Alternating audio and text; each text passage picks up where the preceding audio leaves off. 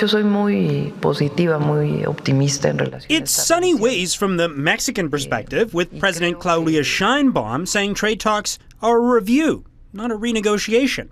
Y la economía mexicana va a estar bien en el 26.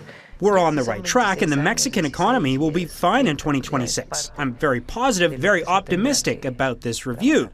That optimism of the Canada-U.S Mexico free trade talks, despite the U.S. having news that it could end up signing only one-on-one deals with each country.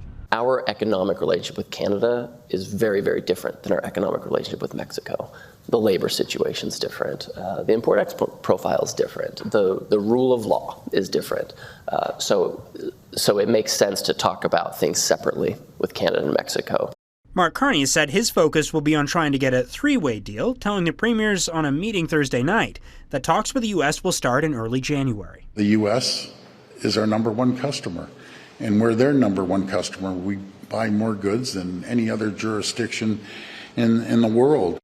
But that hasn't counted for much with Donald Trump, whose 50% tariffs on lumber, steel, and aluminum are likely to stay in place for months more, with Carney saying a deal on sectoral tariffs will now be rolled into the larger free trade talks. What's fundamentally different from this negotiation from earlier negotiations is that we're not convinced that the Trump administration wants to get a deal. Even with 85% of goods going to the U.S. tariff-free, Canadian companies that don't even have a direct tariff impact are still feeling the pinch. They've used access to their market as a weapon, unlike any other administration.